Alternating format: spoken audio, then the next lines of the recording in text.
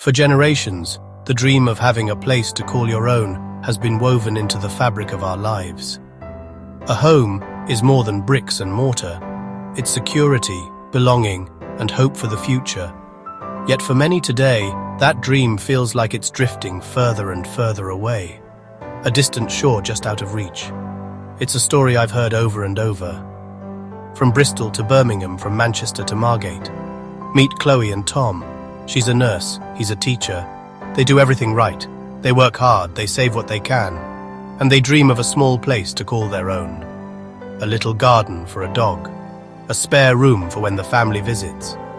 But every time they check the property websites, their hearts sink just a little bit more. The goalposts seem to be constantly moving further away, pushed by prices that climb faster than they can possibly save. So, what's really going on here? Let's look at the hard facts, because the numbers tell a story that's impossible to ignore. In the UK, back in the 1980s, the average house cost about 3 times the average yearly salary. Think about that for a moment. It was a manageable stretch. Today, that same ratio has exploded. The average home now costs more than 8 times the average salary. In cities like London, it's even more extreme, sometimes climbing to 12 or 14 times what someone earns in a year. This isn't a uniquely British problem, though. It's a story playing out across the developed world. In cities like Vancouver, Sydney, and Auckland, the gap between what young people earn and what it costs to buy a home is just as vast, if not wider. In 1995, the average deposit for a first-time buyer in the UK was around £5,000. Today, it's closer to £50,000 and much more in the southeast. Who has that kind of money just sitting in the bank, especially when you're already paying sky-high rent and trying to pay off student loans? For many millennials, life is caught in a vicious cycle. The biggest trap is renting. To save for a deposit, you need to have spare cash at the end of the month. In many parts of the UK, it's common for people to spend over a third, sometimes even half, of their take-home pay on rent. Then there's the burden of student debt. The millennial generation is the first to graduate with significant tuition fee debt hanging over their heads. More importantly, mortgage lenders see this debt when they assess your affordability. It can reduce the amount they are willing to lend you. Government policies, often introduced with the best intentions, have sometimes made things worse. Schemes like Help to Buy were designed to help first-time buyers get onto the ladder. But many economists argue that by pumping more demand into a market with a chronic lack of supply, these schemes have inadvertently helped to push prices up even further. For decades, the UK has failed to build enough houses to meet the needs of its growing population. When supply is low and demand is high, prices inevitably go up.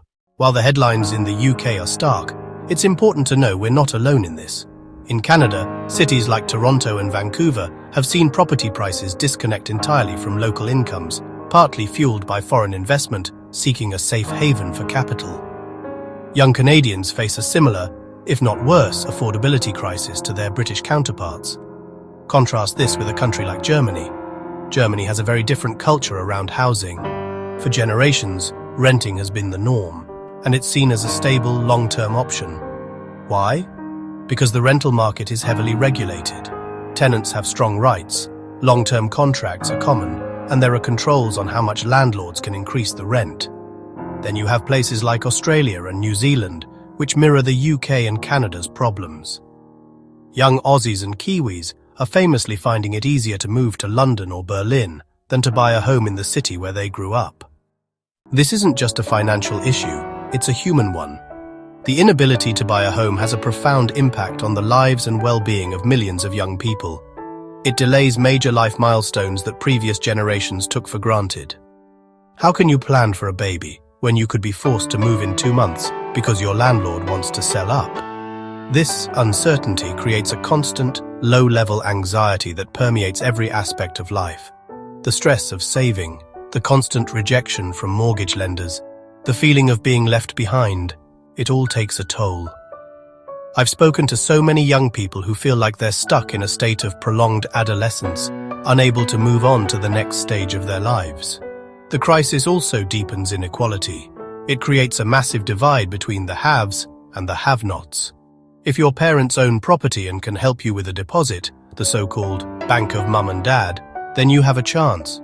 If they can't, your path is infinitely harder. This means that homeownership is becoming hereditary. Your chances in life are increasingly determined by the wealth of your parents, not your own hard work.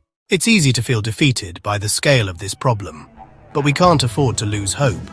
Across the UK and around the world, people are fighting for change, and there are real, tangible solutions on the table. The most crucial step is simple to say, but hard to do: build more houses.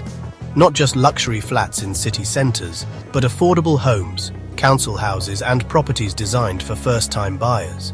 We're also seeing innovation in the way people live. Co-living spaces, while not a solution for everyone, offer a more community-focused and affordable way to live in expensive cities. There are also community land trusts, where the community owns the land and sells the houses on it at an affordable rate. In places like Bristol and London, small but determined groups are making this model work. They are rewriting the rules, proving that housing can be for people, not just for profit. This isn't a fight for millennials to win on their own.